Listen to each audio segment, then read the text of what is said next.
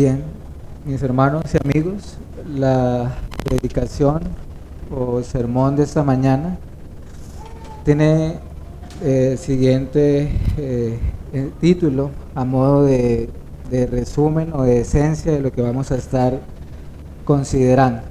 Una iglesia sufriente pero triunfante. Una iglesia sufriente pero triunfante. Basado en estos textos, retomamos nuevamente Mateo, nuestro estudio consecutivo, y le recuerdo una vez más, como generalmente me gusta hacerlo, que tanto ustedes como yo nos preparemos de antemano para venir a adorar al Señor, porque en la práctica, si ustedes y yo no nos preparamos de antemano para venir al culto de adoración, es muy posible que no adoremos a Dios como debemos hacerlo. Es muy posible que la palabra no sea de provecho para nuestra alma como debería de hacerlo. Y es muy probable que incluso vengamos solo mecánicamente, sin saber ni siquiera por qué lo hacemos. Así que le aconsejo y le animo a que haga usted todo lo que está a su alcance para llegar al culto público de adoración con un corazón ya preparado, con un espíritu dispuesto a adorar al Señor y a recibir su palabra. Estamos en Mateo capítulo 10. Es un capítulo donde hay muchas enseñanzas. Es un discurso, una predicación, como le quiera llamar, una vez más de Cristo a sus discípulos, a las multitudes, a los 12 también. Y recordemos que iniciando el capítulo 10, de entre toda esa gran multitud que seguía al Señor Jesucristo, Él escogió a 12 hombres en particular, ¿sí?, para que le siguiesen. Y luego de esto, Él les da una comisión, una misión particular, muy específica, la cual consiste en llevar su palabra, llevar el evangelio del reino de Dios que se ha acercado, el evangelio de la gracia en Jesucristo. Y luego de especificarles en qué consiste su misión, les da una serie de instrucciones en relación con esta misma misión. Por ejemplo, a dónde y a quiénes debían ir en primer lugar o en primera instancia: a las ovejas perdidas de la casa de Israel. ¿Qué señales les acompañarían? Unos dones extraordinarios que eran propios de ese oficio extraordinarios de apóstoles de Cristo. Luego les menciona, les da instrucciones que no se armen de provisiones para su viaje, por cuanto el obrero es digno de su sostenimiento. Luego les dice cómo ellos deben reaccionar, tanto en caso de que los reciban como en caso de que los rechacen. La casa que los reciba, bendíganlos, dice el Señor. Quienes no, quienes los rechacen, sacudan el polvo de sus pies en señal de juicio. Y a continuación el Señor prosigue en su enseñanza a sus discípulos en ese contexto de la comisión, de la misión dada a ellos. Y es así hasta el final del capítulo, de todo este capítulo 10. Así que vamos a ver con la ayuda del Señor estos versículos del 16 hasta el 25. ¿Y cómo podríamos resumir este texto? Acá lo que tenemos es una palabra de advertencia de Cristo a sus discípulos. Son palabras donde el Señor de antemano les advierte a sus discípulos lo que sucederá en lo porvenir, más adelante, lo que sobrevendrá a ellos y por extensión a todos sus discípulos de Cristo. ¿Qué podríamos resumirlo como persecuciones venideras? Persecuciones venideras. Así que todo el pasaje gira en torno a esto. Sus discípulos enfrentarán oposición, persecución y en algunos casos la muerte a causa del evangelio o de llevar el Evangelio. Así que vamos a ir poco a poco considerando las palabras de nuestro Salvador en estas líneas, en estos versículos. Y antes de ver el versículo inicial, es necesario que tengamos en cuenta lo siguiente. El autor de este Evangelio, Mateo, tiene como costumbre tratar de encapsular muchas ideas o enseñanzas acerca del mismo tema al mismo tiempo. Entonces es muy probable que las palabras que están en nuestro texto no necesariamente hayan sido dichas en un solo momento. ¿Me hago entender? Cristo las pudo haber dicho en distintas etapas de su ministerio. Esto es importante tenerlo en cuenta. Acá el Señor Jesús prepara a sus discípulos de antemano acerca de las persecuciones que van a enfrentar en el futuro. Y esto, iglesia y amigos, es algo hermoso de la fe, de nuestra fe cristiana. ¿A qué me refiero? Nunca jamás nuestro Señor Jesucristo prometió a quienes le seguirían que su camino sería un camino fácil y libre de aflicciones, de tribulaciones o de persecuciones. Jamás. Es más, el Señor Jesús es bastante honesto y le advierte a todo aquel que quiera seguirlo que va a pasar tribulaciones y sufrimiento. Es como si el Señor nos dijese: ¿estás seguro que le queremos seguir? Entonces ya calculaste el costo. ¿Estás dispuesto a tomar tu cruz? ¿Estás dispuesto a negarte a ti mismo?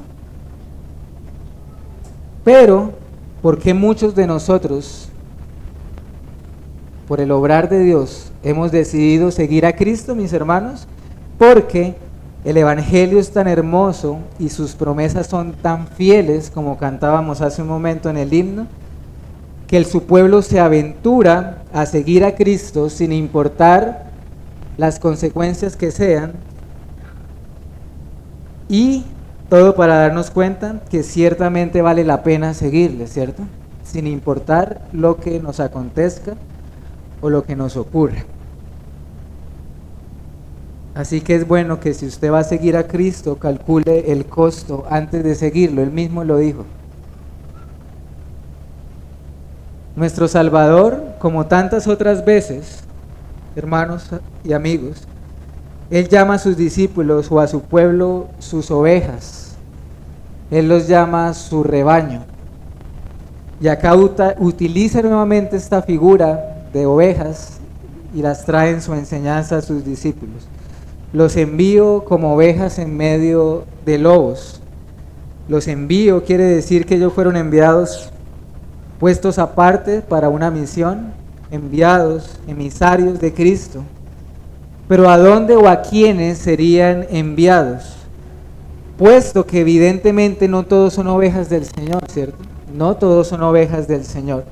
No todos responden favorablemente al Evangelio de Jesucristo, sino que muchas veces, algunas y muchas veces, se va a encontrar una respuesta negativa al Evangelio, incluso no solo de incredulidad, sino hasta de hostilidad o de violencia hacia el mensaje del Evangelio. Entonces realmente por eso el Señor dice que estarán como ovejas en medio de lobos. Y sabemos que esto es verdad en la ilustración y es verdad en la vida real, ¿cierto? Pensando en el ejemplo, sabemos que los lobos no perdonarán al rebaño y que están allí listos para devorar las ovejas. Ahorita recuerdo lo que Pablo le dijo a los pastores de Éfeso, despidiéndose de ellos en Hechos, y les dijo: de entre vosotros mismos se levantarán hombres perversos, y los llama lobos rapaces, que no perdonarán al rebaño, no lo perdonarán.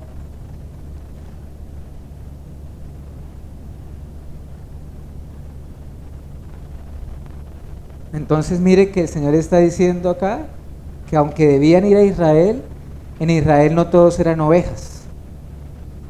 Había ovejas y había lobos. Y si iban a los gentiles, o sea, a los no judíos, lo mismo. Habría ovejas del Señor y habría lobos también.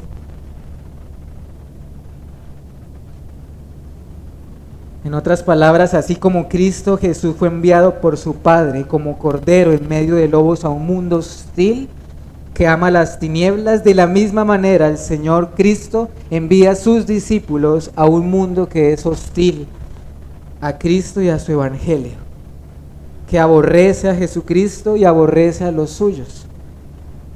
Así que estos hombres, y a su vez por extensión nosotros, estamos siendo advertidos de antemano que prácticamente seguir a Cristo puede traer constante peligro. El Señor le está diciendo a sus 12 discípulos en esta misión que van a estar constantemente en peligro. Y mis hermanos, esto no ha cambiado a hoy. Hay lobos, enemigos afuera y enemigos adentro, lobos afuera y lobos adentro, como decía Pablo también. Peligros por doquier, peligros de falsos hermanos, lobos de afuera, decía Pablo en 2 Corintios 11, 26. Cuando el Señor Jesús hizo su oración sacerdotal, Él mencionó: como tú me enviaste al mundo, así yo los he enviado al mundo, refiriéndose a sus discípulos. Sin embargo, quiero que note algo, por favor, de ese texto, de ese primer versículo que estamos considerando en esta mañana. He aquí yo os envío como ovejas en medio de lobos. Él no está diciendo acá que las ovejas debían esconderse. Prácticamente da la sensación que son las ovejas las que van a buscar a los perdidos.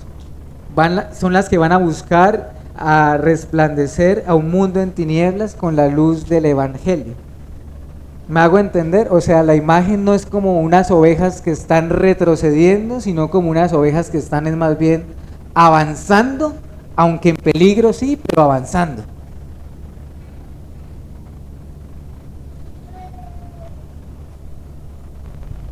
Por lo tanto, estarán en un mundo hostil, en oscuridad, y ellos deben ser sabios, los cristianos deben ser sabios en su conducta. Por eso empieza a decir: sean sabios como serpientes y sencillos como palomas. Esa palabra sabios o prudentes como serpientes se traduce: sean sagaces, sean cautos, sean discretos, cual serpientes. Pero al mismo tiempo imitar a las palomas en su sencillez, inocencia, humildad, etc. ¿Qué nos habla este versículo? Carácter. El carácter de un cristiano. Ellos debían vivir de acuerdo a aquel que los está enviando, a Cristo Jesús. Piensen en eso, sencillos como palomas, y asócielo a un contexto de persecución. ¿Me hago entender? Es como si estuviese diciendo: ¿cómo reaccionaría el mundo al ser perseguido? ¿Cierto? También con violencia. Pero el cristiano no debe estar inclinado a la venganza, debe voltear la otra mejilla, debe orar por los que lo persiguen y los que lo aborrecen. De allí que el Señor reprende a Pedro como lo hace cuando él saca su espada. ¿Se acuerdan? Estén firmes. No solo en el mensaje a proclamar, sino firmes en el carácter que debe reflejar un discípulo de Cristo. Y así nosotros también.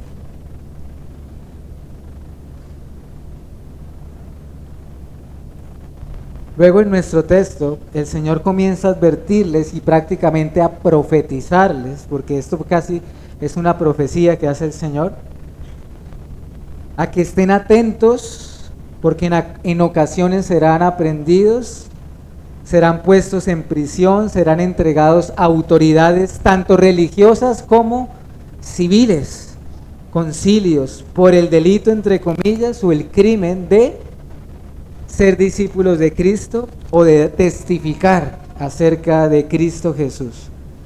Y noten algo, ya en el siguiente versículo: La persecución vendría en primera instancia a manos de ¿quiénes? De aquellos a quienes ellos irían en primera instancia también. Por eso dice, serán azotados ¿en dónde? En las sinagogas.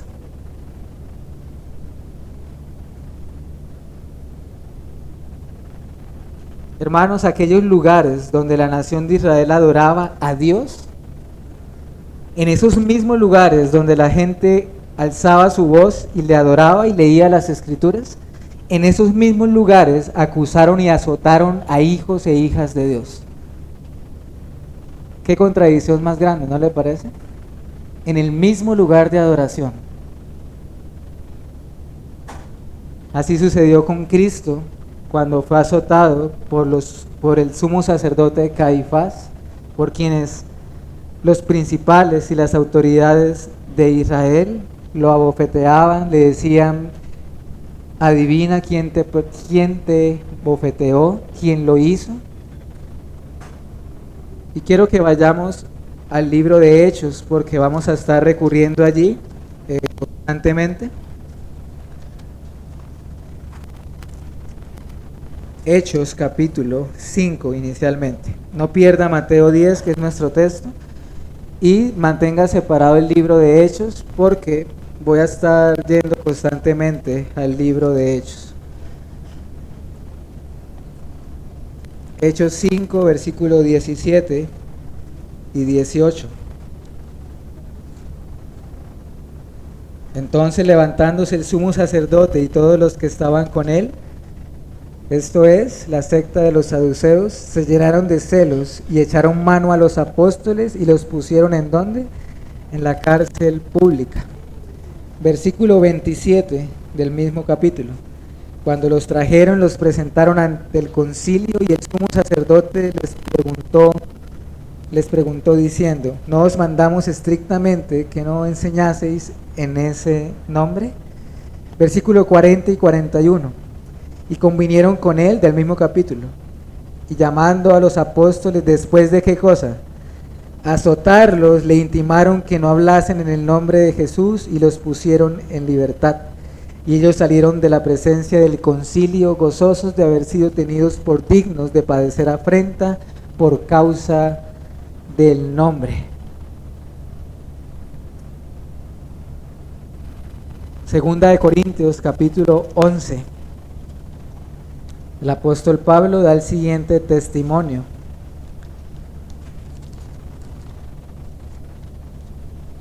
Segunda de Corintios, capítulo 11, ubiquémonos allí. Versículo 24 y 25. ¿Cuál es el testimonio de Pablo?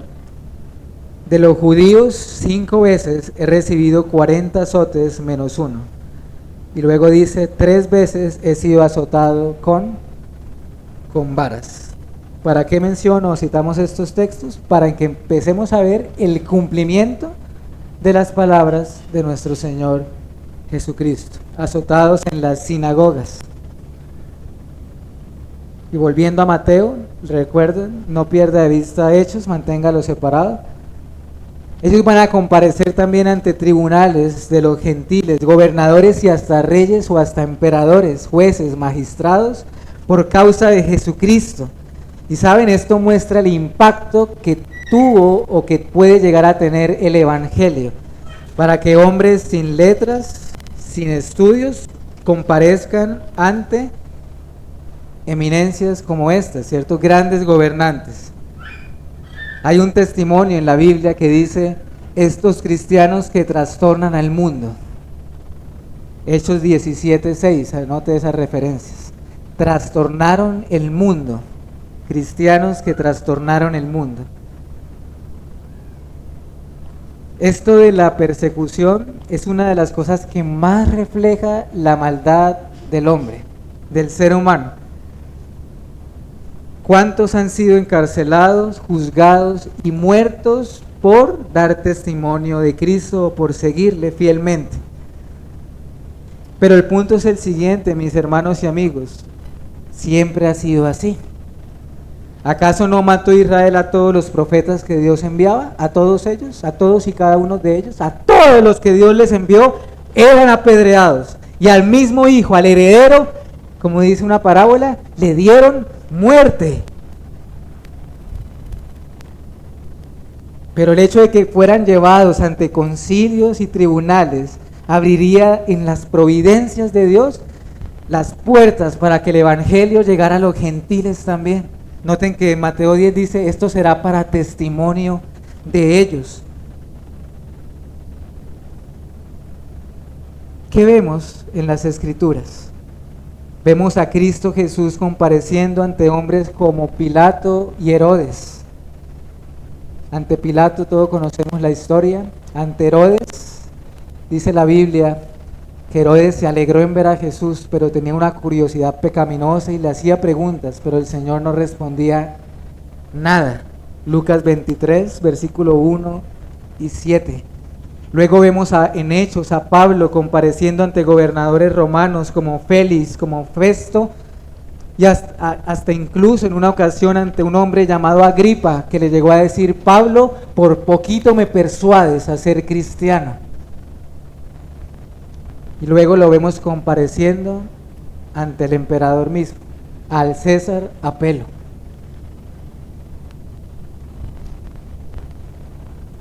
Sin embargo, el Señor le dice a sus discípulos que cuando estas cosas sucedan, les aconseja que no tienen por qué temer, no deben de qué preocuparse. ¿En qué sentido? No pierdan nuestro texto que estamos viendo en esta mañana.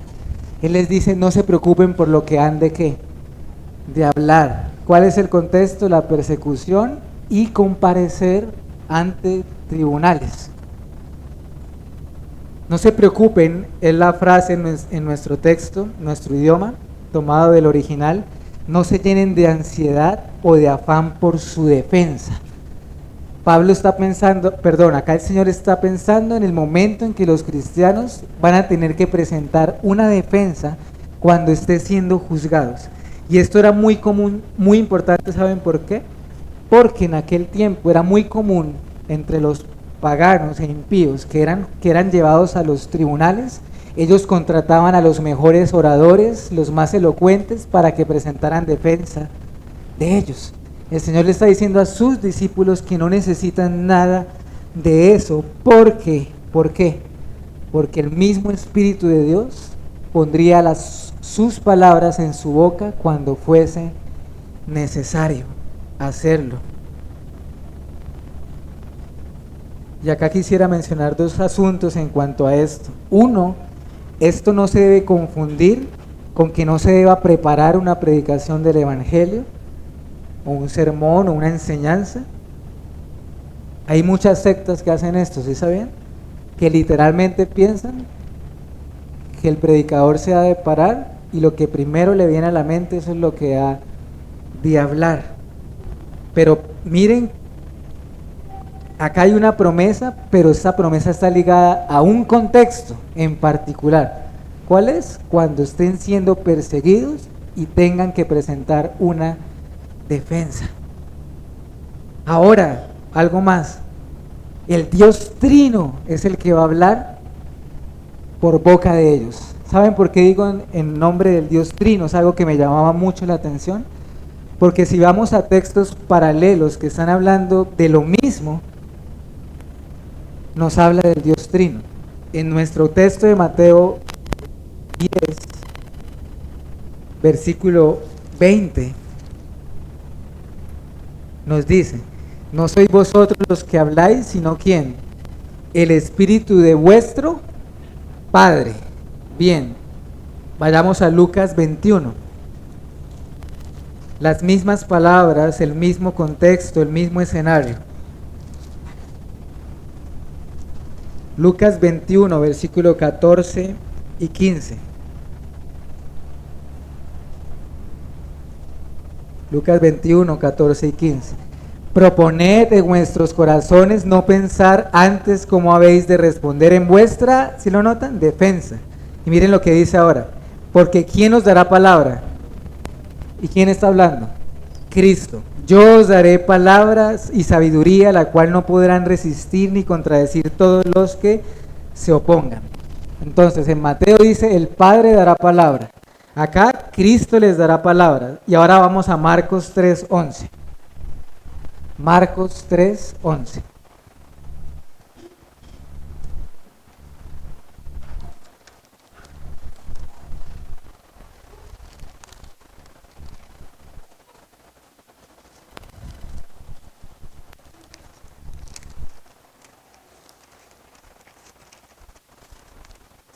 Dice lo siguiente.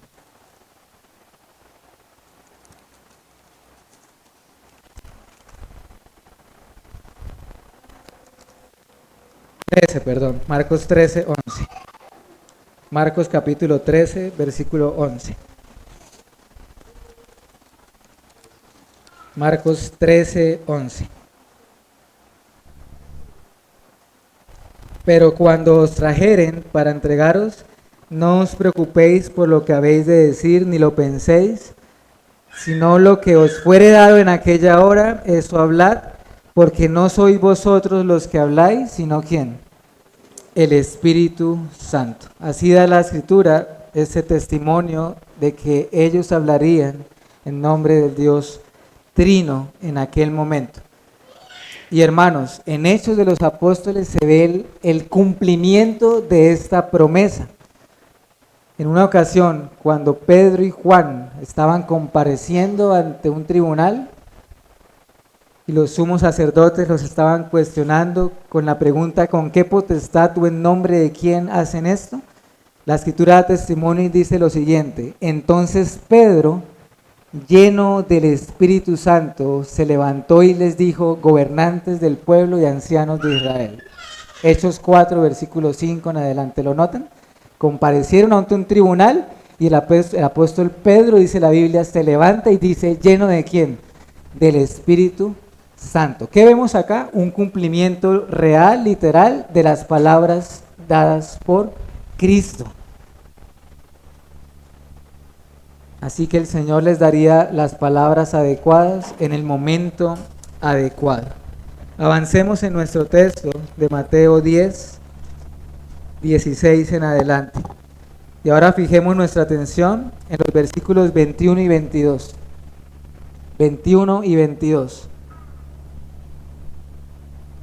El Señor Jesús está siendo acá honesto con sus discípulos y no está haciendo una exageración. Ahorita lo leímos todos cuando leímos Juan 15. A sus discípulos los perseguirán y los odiarán.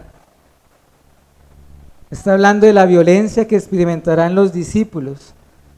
Y esa violencia no solamente vendría de autoridades religiosas, no solamente vendría de autoridades civiles, sino que ahora en nuestros versículos 21 y 22, esta persecución, oposición, hostilidad, vendría también de personas muy cercanas, muy allegadas, muy queridas, parientes cercanos.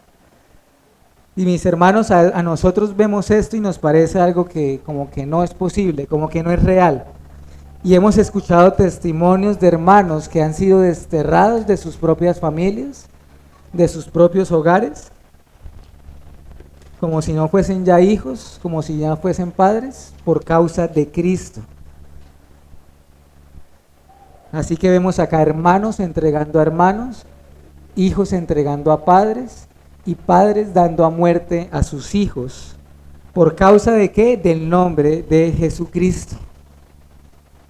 Es más, el Señor lo dice un poquito más adelante, en el mismo Mateo 10, 36, los enemigos de cada hombre serán los de su propia casa, los de su propia casa. Eso es algo que es difícil de digerir para cualquiera de nosotros, el ser aborrecidos por aquellos que amamos y por amarlos, Pero perder familia por causa del Señor hace parte de tomar la cruz y negarnos a nosotros mismos. Luego el Señor, como para no dar a dudas, dice: y entonces serán aborrecidos por todos por causa de mi nombre. Ahí esa palabra aborrecidos se traduce odiados, literalmente, detestados y perseguidos. El Señor está diciendo a sus discípulos, el mundo los va a odiar y los va a aborrecer por causa suya. ¿Por qué? Pensemos en esto. ¿Por qué el mundo puede aborrecer a los cristianos? Bueno, ¿saben por qué? Entre otras cosas, porque el mundo a lo suyo ama. El mundo ama lo suyo. Entonces, si alguien es del mundo y ama al mundo y piensa como el mundo y vive como el mundo, pues entonces el mundo lo amará. Pero el mundo aborrece a aquel a quien los cristianos siguen. La razón por la cual la iglesia es y ha sido perseguida es porque el mundo siente una aversión hacia Jesucristo y hacia su evangelio y hacia sus discípulos. Aversión. Satanás odia a Cristo y por lo tanto odia a su iglesia.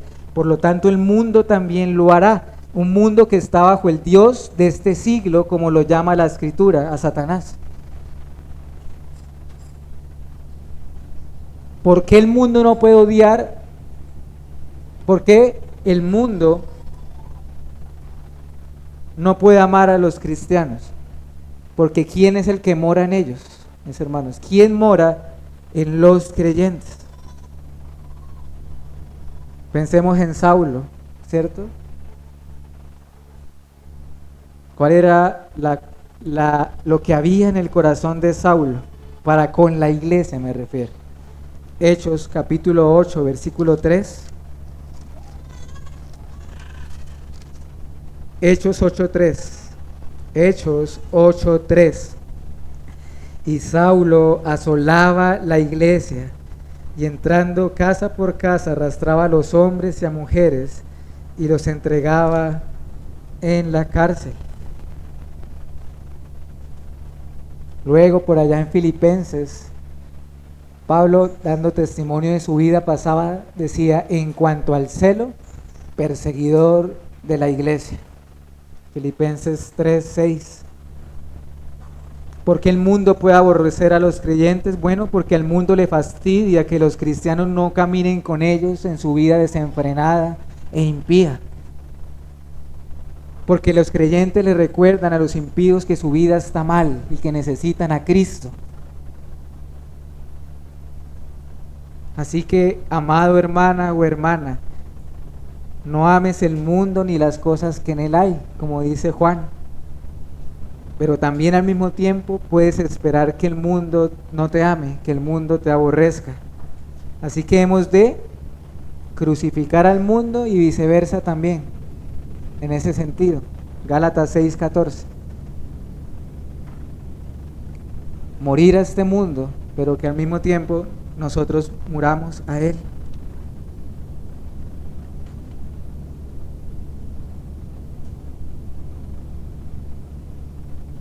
Pero el Señor no quiere dejar a sus discípulos como desalentados, como sin esperanza. Claro, les advierte los terribles sufrimientos venideros, pero allí, en unas pocas líneas, está una gran y hermosa promesa. ¿La notaron en nuestro texto? ¿Cuál sería la promesa? Pero el que persevere hasta el fin, este será salvo. El que persevere hasta el fin será salvo. Como diciéndoles, perseveren en medio de la aflicción, de la tribulación, no desfallezcan, no retrocedan, sean fieles hasta el final, incluso hasta la muerte. Iglesia, esto fue lo que hizo que cientos y miles de cristianos murieran victoriosamente, de manera que el mundo no puede entenderlo. Aguanten, resistan, soporten las pruebas. Y si en la providencia han de morir por causa del Señor, enfrenten la muerte con entereza, es lo que les está diciendo el Señor. Y nos dice también el Señor. Además de eso, no estarían solos, puesto que el Señor estará con ellos. ¿Cuánto? ¿Cómo termina? ¿Cuál es el último versículo del Evangelio de Mateo? estaré con ustedes siempre hasta el fin del mundo. Así que aunque el Señor les advierte y advertir es amor, ¿sí sabían? Advertir es amor también. Pero allí acompañado de grandes y hermosas promesas que nos da el Señor Jesús, como nuevamente cantábamos ahorita. Versículo 23, Mateo 10, 23. Lo vuelvo a leer.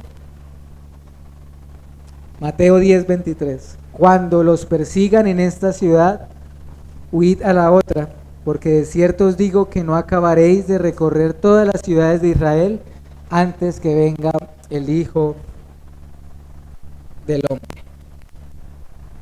¿Qué tenemos acá? Una persecución constante. Podríamos resumir ese versículo así: una persecución constante.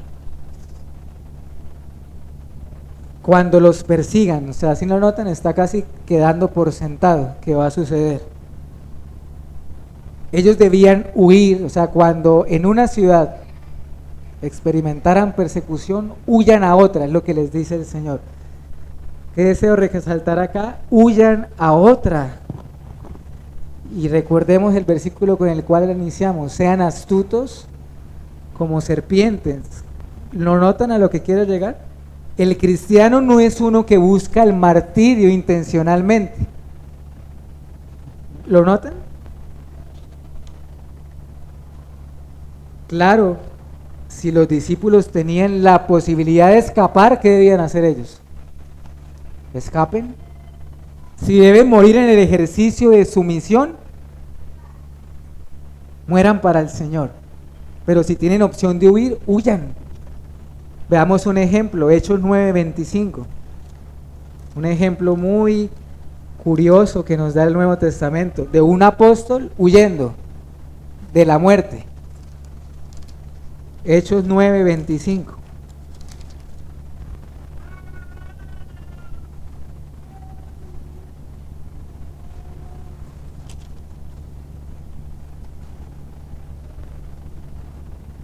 Desde el 23, pasados muchos días, los judíos resolvieron en consejo matarle a Pablo, pero sus acechanzas llegaron a conocimiento de Saulo, y ellos guardaban las puertas de día y de noche para matarlo. Entonces los discípulos, tomando de noche, le bajaron por el muro, descolgándole en una canasta. ¿Qué vemos acá? Bueno, hermanos, lo que el Señor estaba diciendo. Vemos acá a Pablo huyendo de una ciudad para que no le mataran. Pero muy seguramente en otra ciudad nuevamente enfrentarían oposición. Y así sería en todo Israel. Y si iban a los gentiles, hallarían oposición también entre ellos. Pero a pesar de esa hostilidad, hermano, amigo, la iglesia tendría fruto. Habrían ovejas del Señor en Israel y en los confines de la tierra. Los viajes misioneros de Pablo son un hermoso ejemplo de eso, llenos de peligros, llenos de persecución por todos lados, donde uno lo ve en Hechos, peligros por todos lados, pero ¿a cuántos el Señor salvó? ¿Cuántas iglesias se plantaron en cunas de idolatría, de inmoralidad, en ciudades plagadas de paganismo, como Corinto, como Éfeso, como Tesalónica, etcétera? Por eso, una iglesia sufriente, pero triunfante, mis hermanos.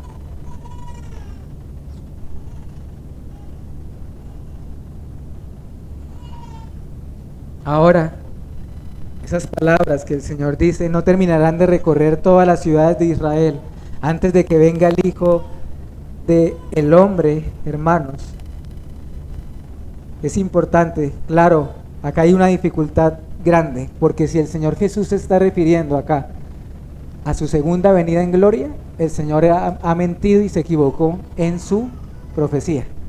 Entonces no se está refiriendo a la segunda venida en gloria, ni siquiera en lo que sucedería antes de la resurrección. Hermanos, mucho de lo que estamos hablando en este texto no se dio en la primera misión de ellos. Mucho de esto es en la misión ya más global que los discípulos se enfrentarían más adelante. Y es más, una gran cantidad de comentaristas bíblicos de este versículo se ponen de acuerdo en decir que es muy probable que el Señor estuviera en mente pensando en el contexto de juicio hacia la nación de Israel, hacia Jerusalén, algo que vendría a cumplirse en el año 70, cuando la ciudad entera fue arrasada y destruida, y que en ese momento, en esos años, había una gran, pero gran persecución en medio de los cristianos. Y adicional a eso quisiera mencionar algo a modo de aplicación. Mis hermanos, los creyentes del Nuevo Testamento tenían una certeza. Ellos tenían la firme convicción que el Señor volvería en su generación. Lo pensaban, lo oraban, lo hablaban entre ellos. Es algo que nosotros hemos perdido. Lo hemos perdido.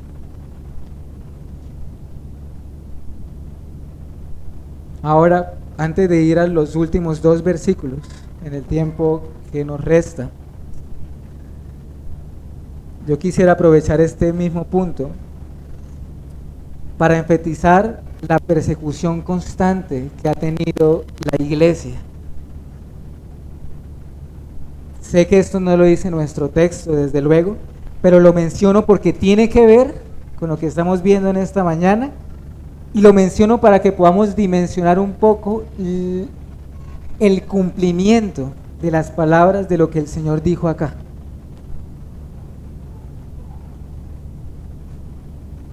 Todas sus advertencias se han cumplido de nuestro texto. Ya en Hechos de los Apóstoles vemos a un joven llamado Esteban muriendo, siendo apedreado por la furia de los judíos que se tapaban los oídos y se rasgaban sus vestidos porque no soportaban escuchar el evangelio.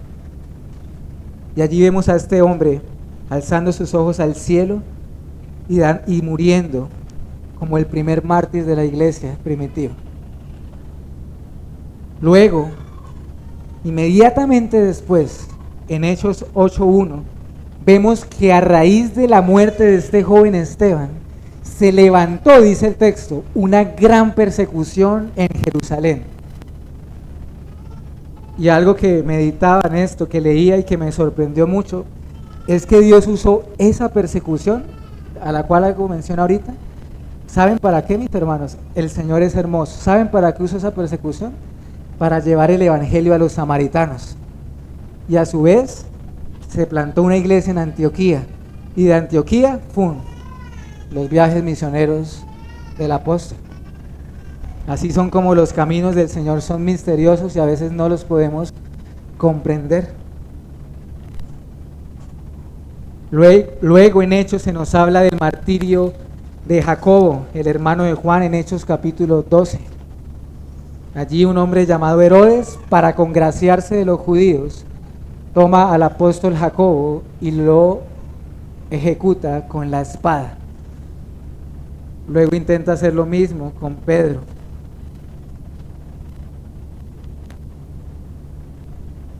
Luego en Hechos, para seguir el curso de la historia de Hechos, vemos todas las persecuciones de Pablo, ¿verdad? Pero al punto que lo vemos diciendo en el capítulo 21, versículo 13, que él está dispuesto a dar su vida por el Señor. Hechos 21, 13. Entonces Pablo respondió: ¿qué hacéis llorando y quebrantándome el corazón? Porque yo estoy dispuesto no solo a ser atado, mas aún a morir en Jerusalén por el nombre del Señor Jesús. Pero ¿saben algo, amigo, hermano? La historia de la iglesia no terminó con los apóstoles. ¿Sí sabía eso?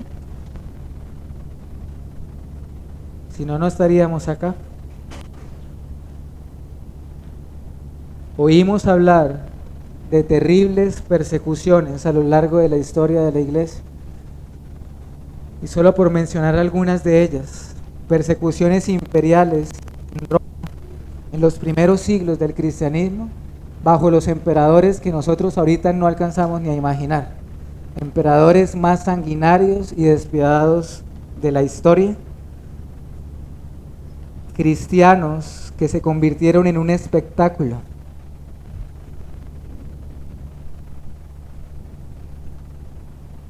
ancianos, jóvenes, mujeres nobles, niños de brazos, con sus padres, muriendo en una arena, en un coliseo, saciando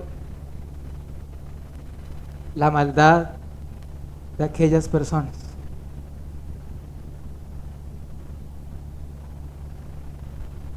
No se puede estimar la cantidad de cristianos que murieron en esas primeras persecuciones. Tiempo faltaría para hablar de todos los santos creyentes que murieron en la, entre comillas, llamada Santa Inquisición, promovida por la Iglesia Católica Romana. Cientos de cristianos, masacres en los tiempos de la Reforma. Solo para mencionarles un solo ejemplo, hermanos. En una ocasión, en el año 1572, en París, en Francia, se levantó lo que se conoce en la historia como la llamada masacre de Bartolomé. Ese día y en las semanas que le siguieron, de 10.000 a 30.000 hugonotes protestantes de postura calvinista fueron ejecutados a lo largo de toda Francia.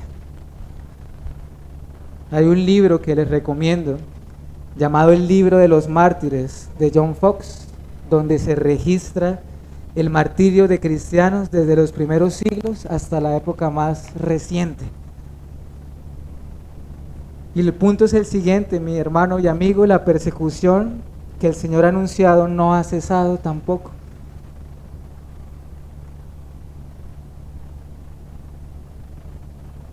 La historia de la iglesia es una historia de persecución. La historia de la iglesia es una historia de derramamiento de sangre.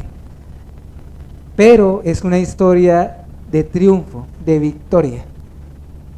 Muchos verdugos que iban a ejecutar a esos creyentes venían luego a la fe en Cristo por el testimonio de estos hombres y de estas mujeres al verlos morir en el Señor. Y pensando en todo esto, mi hermano, yo reflexionaba: la iglesia de Cristo es un auténtico milagro. El hecho de que la iglesia no haya sido extirpada de este mundo, el hecho de que la iglesia no solamente haya sobrevivido, sino que haya crecido y haya florecido por doquier, por todo el mundo, es un auténtico milagro. Bien dijo uno de los padres de la iglesia primitiva, un hombre llamado Tertuliano, abro comillas, una frase que se volvió muy famosa: la sangre de los mártires ha sido la semilla de la iglesia. La sangre de los mártires ha sido la semilla de la iglesia. No se pueden destruir los planes de Dios, hermano, amigo, mucho menos acabar con su amada iglesia. No importa quién sea el enemigo, cuán grande, cuán férrea sea la oposición, hay una promesa que dice: las puertas del Hades no prevalecerán contra ella. Mateo 16, 18. Y un día, hermano, hermana en Cristo que estás acá en esta mañana, y que todos lo sepamos, ¿saben? Un día nuestro Dios va a vindicar la sangre de todos los santos que han muerto por causa del Señor. ¿Dónde dice eso en la Escritura? Vamos a Apocalipsis un momento, hermanos. Quiero leer por lo menos unos versículos donde nos muestra de esa persecución hacia la iglesia. En Apocalipsis, por ejemplo, vayamos al capítulo 12. Apocalipsis 12, 17. Apocalipsis 12, 17. Entonces el dragón se llenó de ira contra la mujer y se fue a hacer guerra contra el resto de la descendencia de ella, los que guardan los mandamientos de Dios y tienen el testimonio de Jesucristo. Ahora el capítulo 17, versículo 6. Apocalipsis 17, 6. Y vi a la mujer ebria. ¿De qué estaba ebria? De la sangre de los santos y de la sangre de los mártires de Jesús. Y cuando la vi quedé asombrado con gran asombro, dijo Juan. capítulo 16, versículos 5 y 6. Apocalipsis 16, versículos 5 y 6. Y oí al ángel de las aguas que decía: justo eres tú, oh Señor, el que eres y que eras, el santo, porque has juzgado estas cosas. Por cuanto derramaron la sangre de los santos y de los profetas, también tú les has dado a beber sangre, pues lo merecen. Y un último versículo, Apocalipsis 6, versículo 9 al 11. Apocalipsis 6, versículo 9 al 11. Noten este texto impresionante. Cuando abrió el quinto sello, vi bajo el altar, dice Juan, las almas de los que habían sido muertos por causa de la palabra de Dios y por el testimonio que tenían. Y clamaban a gran voz diciendo: ¿hasta cuándo, Señor santo y verdadero, no juzgas y vengas nuestra sangre en los que moran en la tierra? Y se les dieron vestiduras blancas, y se les dijo que descansasen todavía un poco de tiempo, hasta que se completara el número de sus consiervos y sus hermanos, que también habían de ser muertos como ellos. Hermanos, ¿se dieron cuenta de lo que dice ese texto? Ahora mismo, un número incontable de almas que murieron, esas almas que ahorita mencionábamos, están clamando vindicación. Pero ¿sabe qué dice el Señor? Esas almas tienen ropa resplandeciente y están aguardando a que se complete el número de los que han de sufrir como ellos. Y vamos con los últimos versículos y unas aplicaciones prácticas. Varias veces el Señor Jesús dijo: el discípulo no es más que su maestro y el siervo no es más que su señor. Acá lo menciona en un contexto de persecución. El discípulo sigue a su maestro, lo imita, sigue sus pisadas, y le es suficiente llegar a ser como su maestro. De la misma manera el criado, el esclavo para con su amo. Acá el Señor está afirmando: sí, Él es el maestro de la iglesia y Él es el amo de la iglesia. Nosotros somos sus discípulos y somos sus siervos.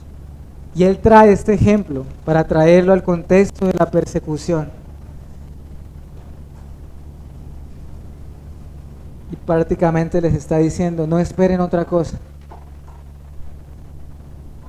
Él, el padre de familia, el padre de la casa, el dueño de la casa,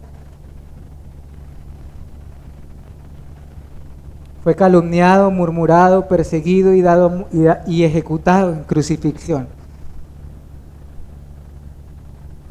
Y si al padre de familia, al Señor de la gloria, frecuentemente lo llamaron el príncipe de los demonios, Belcebú, entonces ¿qué no harán con los de su propia casa?, dijo el Señor a sus discípulos. Él les está diciendo: no esperen ser tratados mejor. Podrán escapar de la calumnia, de la murmuración. No se sorprendan si el mundo los aborrece, como dice también Pedro en una parte de la epístola de Pedro. No se sorprendan como si algo extraño les estuviera aconteciendo. Primera de Pedro 4:12. Además, la Escritura da testimonio y dice: todo aquel que quiera vivir piadosamente en Cristo Jesús padecerá persecución. Segunda de Timoteo 3:12. Así que hemos de seguir sus pisadas, estar juntamente con Él en su resurrección, es nuestra esperanza, pero también estar juntamente con Él en sus padecimientos. Concluimos con lo siguiente y oramos. Creyentes, seamos imitadores, acá como lo dice el primer versículo: sean prudentes como serpientes y sencillos como palomas. ¿Saben qué quiere decir esto de manera práctica? Que de poco sirve el conocimiento, de poco sirve la experiencia, de poco sirve los dones, si no hay un carácter formado al de Cristo Jesús. De nada sirve. 2, creyente, para todos, acá examinémonos si esa persecución que dices estar experimentando realmente es por causa de Cristo Jesús y no es por causa de tu propio pecado, porque eso también lo dice la Escritura, que si sufrimos no sea por causa de nuestro pecado. O también, por otro lado, examinémonos si no estamos experimentando ningún tipo de aflicción o de persecución, más bien a causa de temor o de cobardía de parte nuestra, o de no ser sal en este mundo. Ahora, yo no quiero que salgamos de acá todos carizbajos y decir, no, como a mí nadie me da un látigo por Cristo, no soy un buen cristiano. No, mis hermanos, la persecución es algo providencial del Señor, y más cuando lo estamos llevando al punto de la muerte. Juan no murió martirizado, aunque sufrió persecución. Los reformadores, algunos murieron de muerte natural, y así podríamos dar muchos ejemplos. El punto es el siguiente: ¿qué tanta disposición hay en nuestro corazón para sufrir por causa de nuestro Salvador? ¿O cómo responderíamos? ¿Lo vivimos? ¿O cuándo lo vivamos? Así que el Evangelio siempre va a causar ese efecto, o va a ser recibido con fe, con gratitud, o va a ser recibido con incredulidad y con violencia. Así que somos llamados a perseverar, manteniendo firme la esperanza de nuestra fe. Él es el que nos hace perseverar y ser preservados, hermanos. El que persevera hasta el fin será salvo. Si pierdes familia por causa de Cristo, regocíjate, porque cuando pasa eso, el Señor nos da otra familia que tiene lazos eternos, que sobrepasan los lazos humanos. Imitemos a aquella iglesia perseguida que responde a la persecución en oración, con amor, sumisos a las autoridades.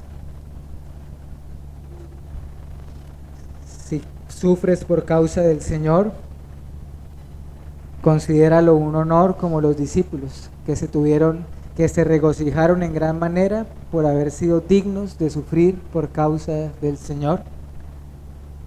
Así persiguieron a los profetas antes que vosotros, les dijo el Señor. Y si hay alguien acá que es un enemigo del Evangelio,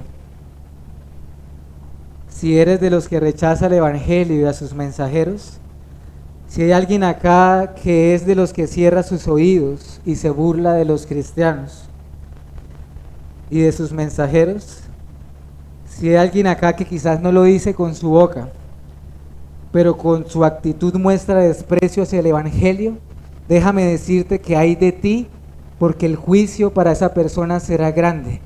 Arrepiéntete, deja de perseguir a Cristo.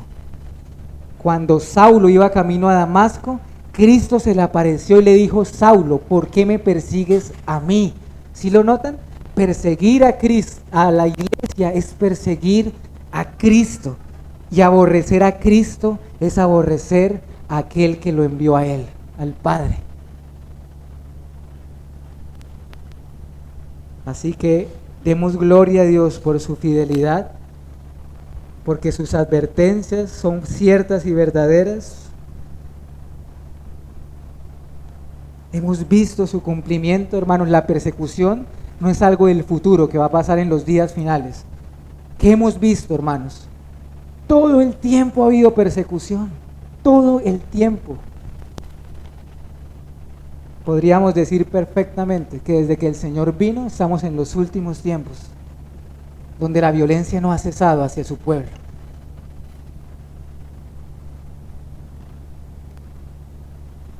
Siempre vamos a estar en medio de lobos, pero el buen pastor está con nosotros y Él dio su vida por nosotros. Y si morimos, pues el apóstol dice, si morimos, pues ganancia es, dice Pablo.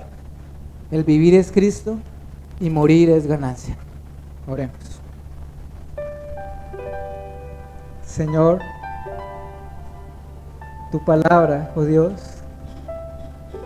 nos exhorta, nos hace florecer o nos hace mostrar o podemos notar nuestro pecado y nuestra maldad, pero al mismo tiempo, Señor, tú das ánimo y das consuelo.